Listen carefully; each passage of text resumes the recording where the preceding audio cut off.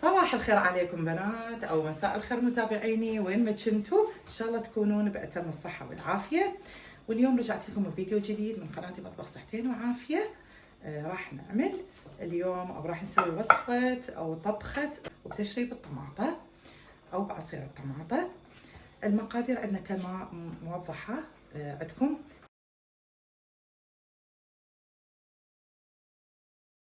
استخدامه بس الشيء الرئيسي لازم يكون به عظم. وعندنا المعجون الطماطة او عصير الطماطة الفريش العفو. عندي 4 رؤوس طماطة نعصرهم بالخلاط او بست البيت مثل ما تحبون. عندي قلاصة لبلبي مسلوق خالص سالكته وخالصة. عندي بصل راسين انا قاصتهم، اكو ناس ما تقصهم او تتعوض من بدالها البصل الروس الصغيره 4 راس بصلات انا قاصتها هنا راسين بصل. وعندي راس فلفل بارد مو حار. وعندنا معجون تقريبا خاشوقتين اكل، وحاطه وياه نص خاشوقه معجون فلفل بارد. هذه بعدين ان شاء الله احمسها واخليها بالتشريب. عندنا 4 روس نومي بصرة، وعندي ورق غاروية هذه هم استخدمها. بالنسبة للبهارات عندي خاشوقة أكل فلفل حار بارد، وحاطة وياه تقريبا ربع خاشوقة فلفل العفو فلفل أحمر بارد، وحاطة وياه ربع خاشوقة فلفل أحمر حار، فكلها سوت خاشوقة أكل كاملة. وهذه هم حسب الرغبة، اكو ناس تريدها أكثر حرورة تقدرين تخلين فلفل حار نص خاشوقة نص خاشوقة فلفل أحمر بارد. عندي فلفل أسود ما أحط أني حرورة هواية، بصراحة عائلتي ما يحبوها هواية حارة. التشريب أو أي أكلة ثانية فما أحط فلفل أسود هواية. تقريبا عندي خلينا نقول نص إلى أو ربع خاشوقة كوب فلفل أسود. وعندي الكمون هم تقريبا تطلع نص خاشوقة استكان. هذه بالنسبة لي البهارات تعتمد دائما حسب الرغبة وحسب الكمية، كل ما زادت الكمية زادت البهارات.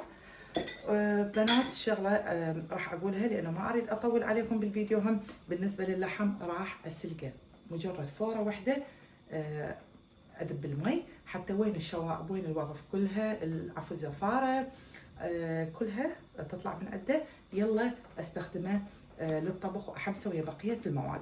مو بس هذا، مو يعني العفو بالتشريب، بالشغلات الثانيه دائما هيك اسوي اللحم اول فوره افوره يكون المي حار حتى لا ياخذ وقت منك. المي حار جاهز افوره واذب المي بعدين استخدمه للاكل. لهنا بنات هاي المقادير شرحناها، وابقوا وياي بنات بالخطوات القادمه وتابعوني نهايه الفيديو. هاي رجعنا لكم بنات هسه بالخطوه ورا ما فورت اللحم ويعني ذبينا الفوره الاولى. هسه خليته ويا البصل ويا ورق الغار ويا نومي بصره، احاول قدر الامكان بعد 5 دقائق اذا عجبك او اكثر اظل احمس فيهم. اذا حابه تحطين دهن براحتك، اذا ما حابه تحطين دهن للتحميس فالدهن الموجود باللحم هو كافي. ظلين تحمسين بيه حتى الاطعم كلها او العفو الطعم يتجانس مع بعض، اللي هو بصره الورق الغار البصل واللحم نحمس بيهم. وبعدين انا بالنسبه لي راح اخلي هسه ورا ما حمست ما راح اخلي فقط مي، راح اخلي عصير الطماطم، ما راح اخلي المعجون، اخلي عصير الطماطم وياها. اول شيء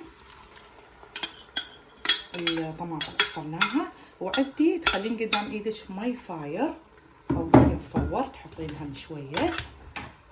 المي طبعا يعتمد، لا نخلي هوايه بحيث تصير شوربه ولا نخلي قليل، حسب الجدر وحسب الكميه. بالنسبه لي هسه تقريبا نص الجدر خليت عصير الطماطم وخليت مي، راح اخليها تقريبا تفور لمده نص ساعه.